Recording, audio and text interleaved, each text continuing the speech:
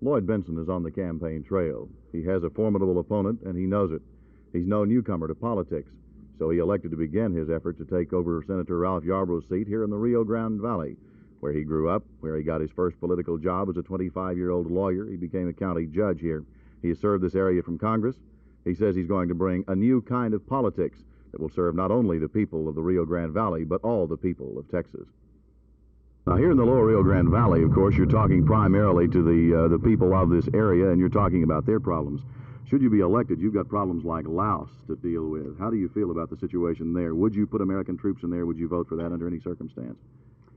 Well, you put the words under any circumstance. At the moment, I can't think of any circumstance where I would agree to put American troops into Laos. To be involved in a ground war in Asia, we can see as something that is almost without end, and we are trying our utmost to get out of there now. Bentsen, like all politicians, says he's going to carry the state and he's going to win in a landslide, but he says the way he's going to start is by getting 50% of the vote from San Antonio South. He's making an effort to do that now. Jerry Taff, Channel 8 News, with the Bentsen Party in the Rio Grande Valley.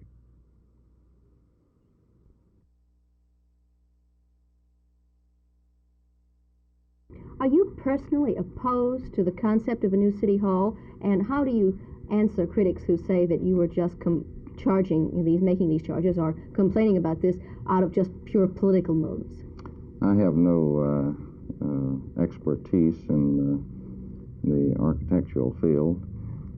There are many people who criticize the design. I have not criticized the design of the building because, to me, if the building is functional and it can be built within what the people voted, well, I'm going to vote to build the building.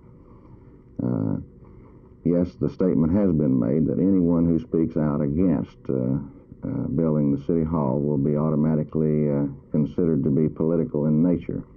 These charges aren't new, and in fact, some of the people making the charges are making them in a political vein. Certain people have spoken out in Dallas, and one comes to mind. The financial consultant for the First National Bank is certainly not political in nature, and he's one of the most vocal critics, or has been during the past, about spending public funds beyond the amount approved by the voters.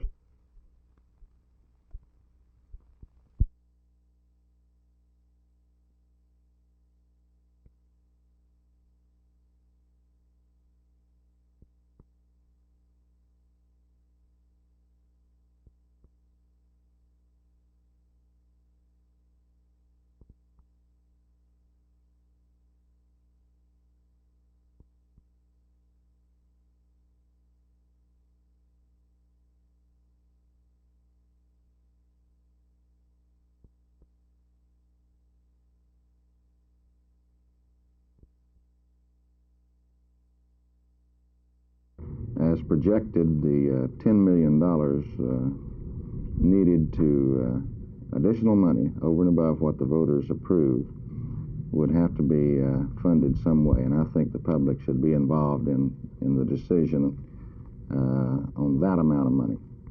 Does most of your criticism boil down to a charge that the city fathers sold one project to the public a couple of years ago and then elaborated on it as they perhaps felt they needed or saw fit, and are really building another thing now?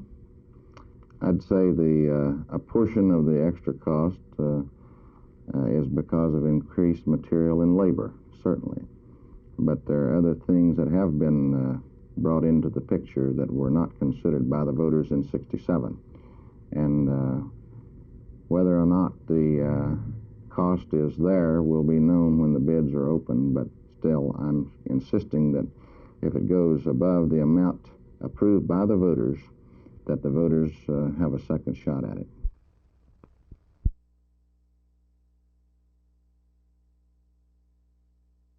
I don't think the conservative strength is in any way diluted, as a matter of fact, but I think it may bring us one step nearer that day when conservatives are going to have to join forces.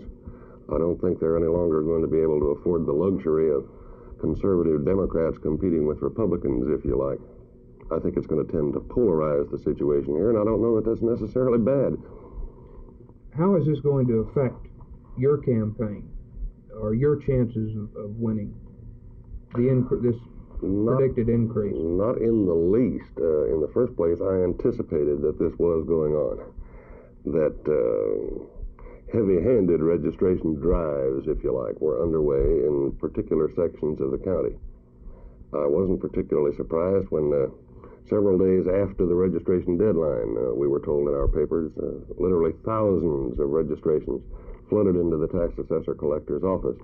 I would have bet you a hat at that point that the great majority of those registrations came from one or two particular areas in the county that had been assiduously worked by people looking to their own political advantage. And I can't blame them for that.